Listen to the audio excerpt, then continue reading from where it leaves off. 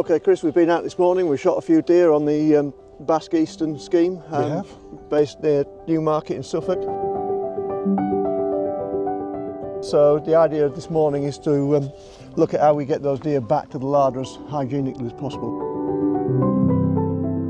And we'll start with the easiest one, which is a little muntjac. Yes, little muntjac that we shot earlier. So we've done a suspended gralloch, as you can see there. And we're just going to very simply put that into a waterproof bag to carry it back to our vehicle. Yeah. And I think the principle with the smaller deer is if you can gralloch them in the field, it makes, as I say, it makes life easier. But once it's gralloch, then we try not to let it touch the ground anymore. No, so we've got it hanging up at the moment, and what we'll do is we'll lower it down and we'll put it straight into a clean, hygienic bag that we can then carry back to the vehicle, so there's no risk of any environmental contamination. So as you say, we've got a little muntjac there, relatively easy to carry out on its own. Absolutely, but we've got a little bag. These come from Decathlon, they cost about £20. They're really waterproof, so just ideal. You get a muntjac in there or even a small roe at a push, and it's got a nice handle there to carry it. So what I'm going to do is just lay that on the ground with that open, untie our deer. So I just like to use paracord like this to hang my deer up. Once we finish, that'll go back home and go in the washing machine so it's nice and clean to use. We'll leave the cord on there, we'll sort that out when we get back to the larder, and then we can just drop that into the bag. So I suppose the advantage of using the bag is you're not going to get blood all over your clothes as you carry it. No, so you're not going to get blood on your clothes or anything, so if you happen to stop anywhere on the way home. Nice and discreet. Yes, if you're walking out now and you meet somebody on a footpath, nobody knows what you got in your bag. So nice and light, sling that on your shoulder and off we go. I suppose the alternative is a traditional row sack, isn't it? So I mean, row sack it's nice, but I mean, if you've got a rifle and stuff as well, you could still carry that quite easily.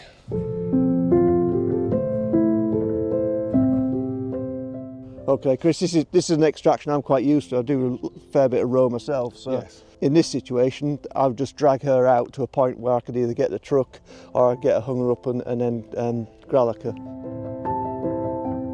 For that purpose I just have a very simple bit of paracord and a bit of webbing, which makes the job quite easy. Yes. I'm not a great fan of lifting, even a row like that. It'll do my back in if I lift and twist with her a lot. And there's no point making it harder than it needs to be, so if you can drag it rather than carry it, then why not? Exactly, and when they're not opened up, the ground is fairly clean, then you're fine just dragging on the floor. Once she's opened up, then I wouldn't drag her on the floor. No. And ideally, the exit wound is uppermost, so again, basically the principle of whatever is we're trying to reduce or minimise contamination. Yeah, and keep it as clean as possible. Exactly. And it looks like there's quite a nice grass margin down here, so that will be cleaner to drag it along than exactly that on the field. Yeah. Right, so the way I do it is put the front legs around the back of the head, get the paracord around there as well, try and hold it all in place, and then just through the mouth as well. That just helps keeps it all off the ground. Yeah, especially if it was a buck with antlers, it would start to dig in the ground. The head and feet should be off the floor a bit. Keep it off the floor, perfect.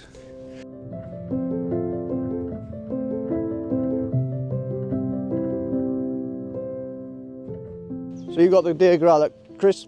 Yes, all done, ready for you to pop in the tray, Martin.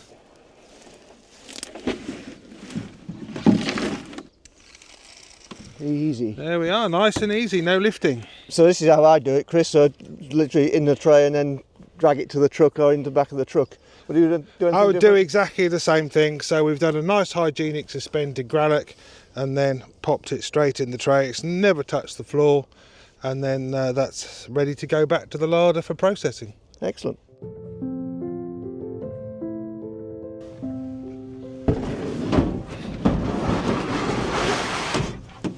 What I really like about this setup is there's nothing else in there that's going to contaminate this deer, so dogs kept separately, any fuel and other equipment is kept well out of the way. So absolutely, all we've got there is a rope for extraction. We've got the winch there and the ramp there, so that if we're working with reds and fallow, we can just use the winch then to pull them up into the back without doing any lifting. But it's all completely clean, ready for receiving carcasses with no other sources of contamination.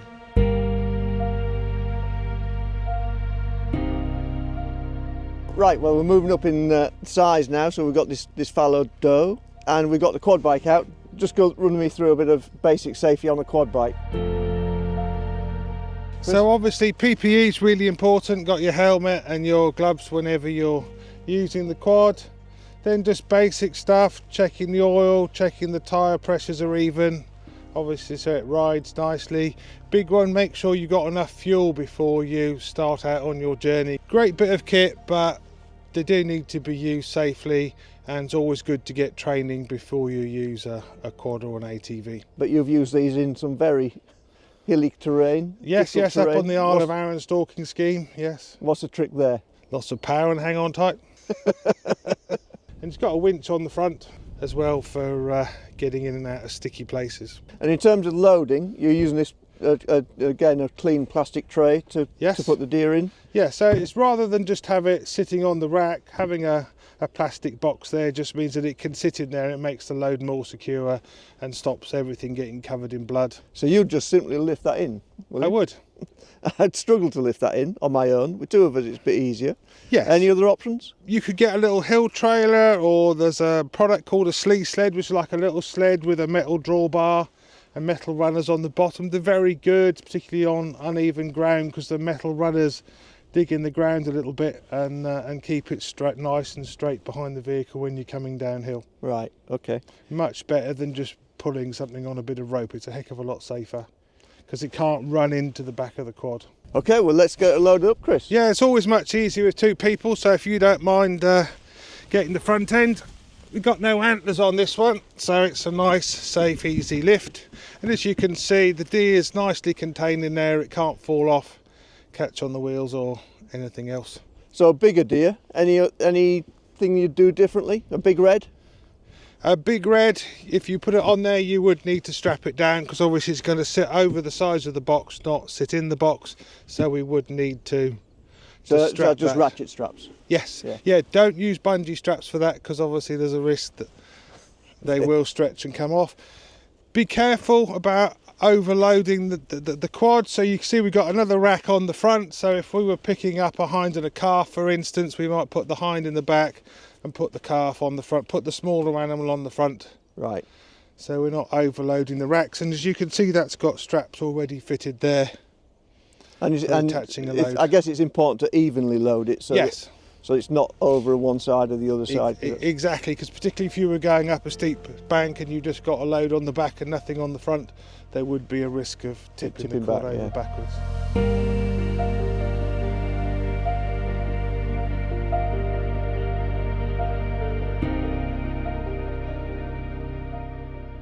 Right, Chris, we got to the a difficult extraction now. So a big deer in a difficult location. You can't get the quad to it, so what's your options?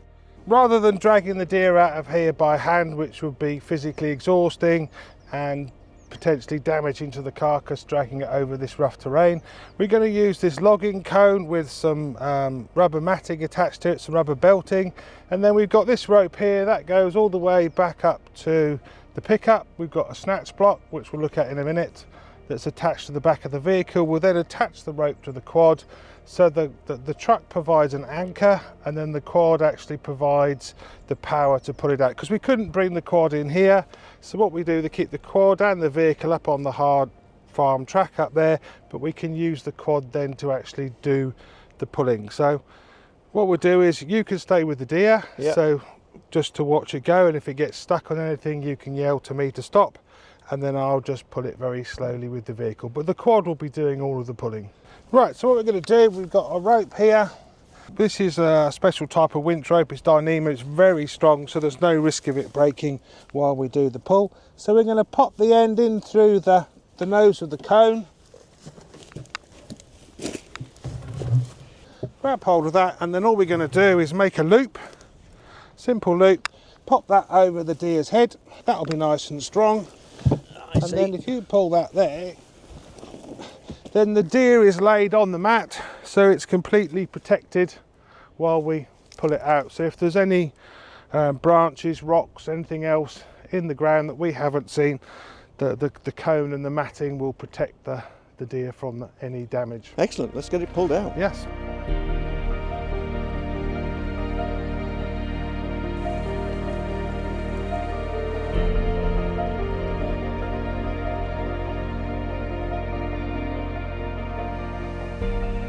Whoa! Whoa! So this is a snatch block, and then we've got a strap and a U-bolt.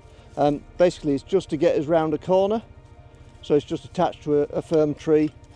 So we've got a bit of an angle in this drag, so it's got us round this corner, and now we can disconnect the rope from this snatch block, and it's a direct link direct up to the truck, which is the anchor point.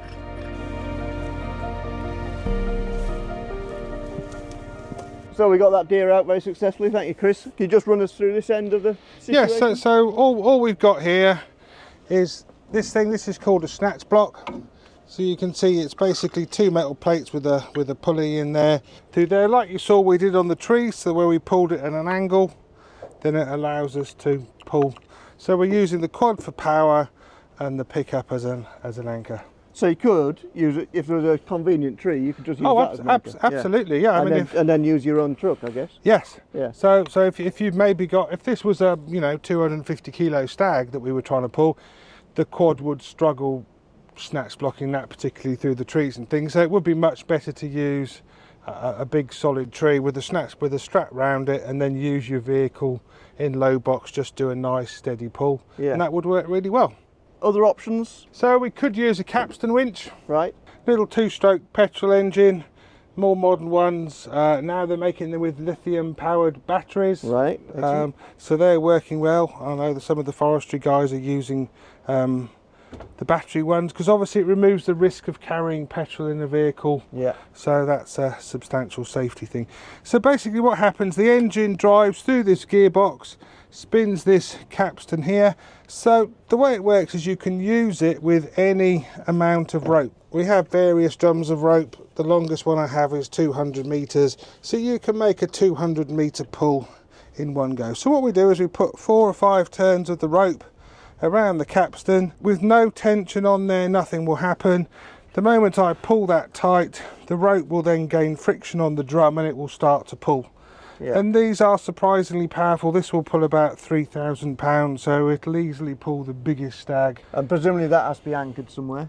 Yes, so the winch itself needs to be anchored onto either the tow bar of the vehicle, or if you had a handy tree, something like that, then you could easily do that. The other great thing, of course, with this is we could put it in the quad. If we'd shot a deer in a very remote area, then we can actually take the rope and the capstan winch out to a remote area of the forest and use it to winch to a point where you could actually load the deer on the quad. I think you were saying this is very slow, isn't it? Yes, it's very slow, probably about 4 meters a minute, something like that. Right. But it will literally pull a deer up on almost vertical slope. Really far more powerful than you'd think. Said earlier, you got a good setup, winch in the back. Again, takes all the lifting out of this, makes the job a lot easier. So a simple winch back into the truck in the tray. Absolutely.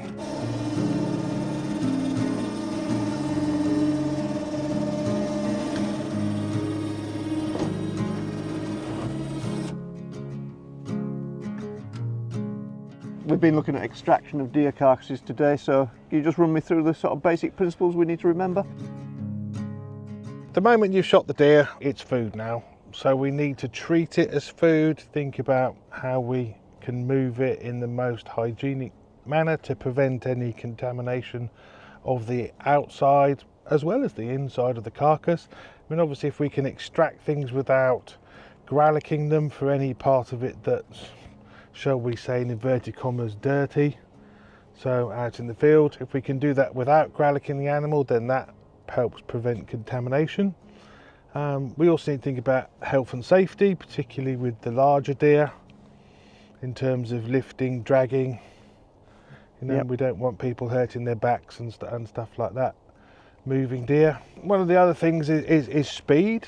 So obviously ideally we want to get the animal grallocked within 30 minutes you know, according to best practice, certainly an hour. We want to get it gralloch, so being able to extract carcasses quickly is important. Yeah, so and a lot of that depends on what your lardering facilities are. So if you've got a larder on site here, so Yes. you can extract the whole carcass straight back to the larder, whereas I haven't got that facility, so I will field gralloch and then extract to a chiller unit.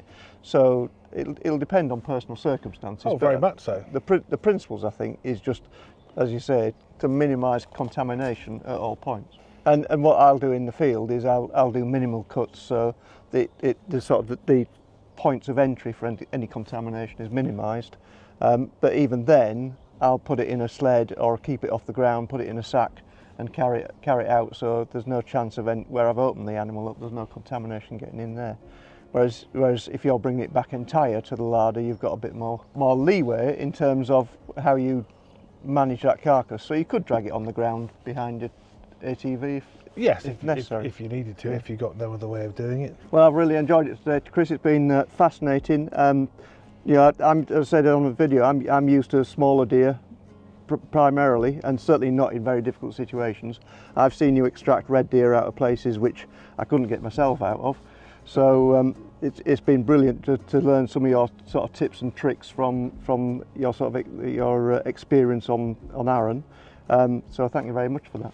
No, well, thank you for inviting me down. It's been great to come here to the East of England stalking scheme down near Newmarket and see some of the groundnut stuff and the different animals you've got here. So I've really enjoyed it, and I think it's a great opportunity if the members want to come and experience stalking for the 4 species of deer that we've got here, then definitely get in touch.